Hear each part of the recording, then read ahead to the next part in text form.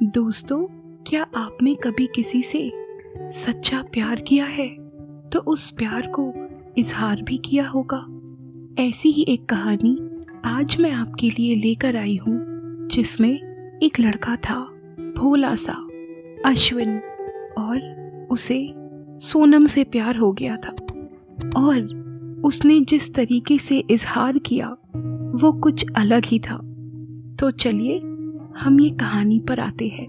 दोस्तों, ये कहानी है कलकत्ता शहर की।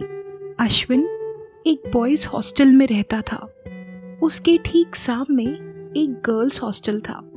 यूं तो अश्विन वहाँ नया नया ही आया था, लेकिन वो अपने घर को बहुत मिस करता था। उसके घर में उसकी छोटी बहन से उसकी बहुत बनती थी, तो वो हॉस्टल में आके अपनी बहन को बहुत मिस करता था। लेकिन धीरे धीरे वो हॉस्टल के तौर तरीकों में एडजस्ट हो गया। एक दिन शाम का समय था और बहुत तेज आंधी तूफान जैसी हवा चल रही थी। अश्विन को भीगने का मन किया, तो वो अपने हॉस्टल के छत पर जा पहुंचा। वहां पर उसने दूर पे देखा कि एक बिल्डिंग थी जो उसे पता था कि वो गर्ल्स हॉस्टल थी। उसके छत से वो बिल्डिंग दिखाई देती थी। अश्विन ने वहां एक खूबसूरत लड़की को देखा। वो लड़की सफेद सलवार कमीज में बहुत ही प्यारी लग रही थी। उसके बाल खुले थे और जैसे ही हवा चल रही थी वैसे उसके बाल पंख की तरह उड़ रहे थे। ये देख अश्विन का दिल बैठ सा गया। उसने इतनी खूबसूरत लड़की जिंदगी में पहले कभी नहीं देखी थी। वो बस उसे देखता ही गया, देखता ही गया। देखते देखते बहुत जोर से बिजली कड़कने लगी और उस बिजली की जो रोशनी थी, उस रोशनी में सोनम की खूबसूरती और भी ज्यादा निखर के आ रही थी। ऐसा लग रहा था जैसे चांदनी रात में कोई चांद देख रहा हो। अश्विन तो बस सोनम को देखता ही गया। फिर धीरे धीरे बारिश आने लगी और सोनम उस बारिश में एक सुनहरा नाच नाच रही थी और अश्विन बस एकटक उसे देखता ही जा रहा था। फिर अगले दिन अश्विन की जब नींद खुली, अश्विन ने उस गर्ल्स हॉस्टल के सामने जाने की हिम्मत की। वो वहां कुछ देर तक खड़ा रहा। उसे ना तो सोनम का नाम पता था, ना ही ये पता था कि वो कौन से फ्लोर पे, कौन से रूम में रहती है, या कौन से स्कूल या कॉलेज या क्लास में पढ़ती है। उस दिन 1 घंटे अश्विन ने सोनम का बहुत इंतजार किया, लेकिन उसे सोनम दिखाई नहीं दी। फिर कुछ महीनों बाद अश्विन ने सोनम को एक बाजार में देखा। उस बाजार में हॉस्टल के सारे बच्चे अपनी ज़रूरतों का सामान लेने जाया करते थे। उसने जैसे ही देखा कि सोनम एक मेडिसिन शॉप में खड़ी थी, वो जल्दी से उसी शॉप पर पहुंच गया और सोनम जहां खड़ी थी उसके साइड में जाकर खड़ा हो गया। अश्विन सोनम को देखकर कुछ कह ही नहीं पा रहा था। बस वो नजरें बचाकर इधर उधर देख रहा था कि अचानक से सोनम का पर्स गिर गया और अश्विन जैसे ही उसका पर्स उठाया, उतने में सोनम की नजर पड़ी कि उसका पर्स गिर गया है। फिर अश्विन ने उसको पर्स उठाकर दिया और सोनम ने बड़ी ही कोमल आवाज में कहा, थैंक यू। और फिर अश्विन ने कहा, यू वेलकम। वो पहली बार उन दोनों की नजरें एक दूसरे को देखी और उन दोनों में कुछ बात हुई।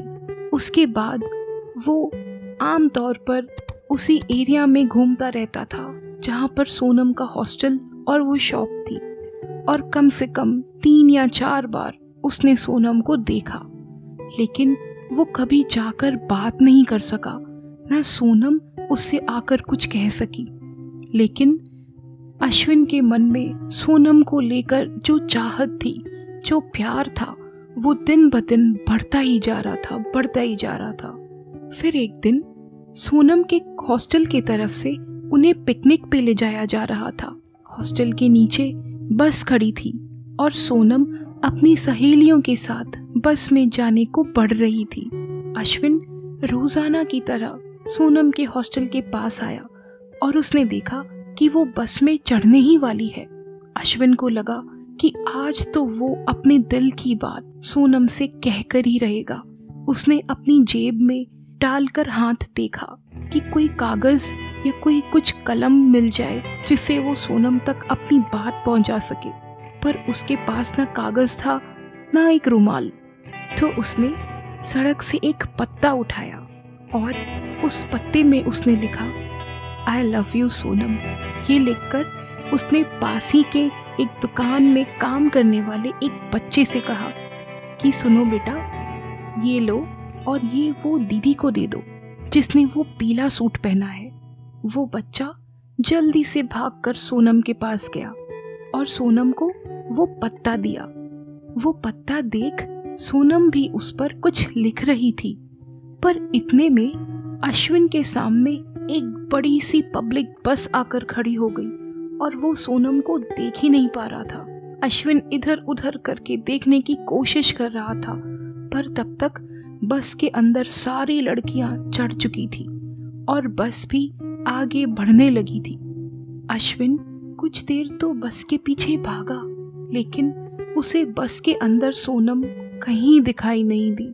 फिर अश्विन ने थोड़ी दूर भागने के बाद रोक लगाई और जैसे ही वो पलटा, उसे वहीं पर सोनम खड़ी हुई मिली और उतने में वो बच्चा उसके पास आया और उसे वो पत्ता दिया जिस पर सोनम ने ये लिखा था, तुमसे ये सुनने के लिए मैं कब से इंतजार कर रही थी सोनम।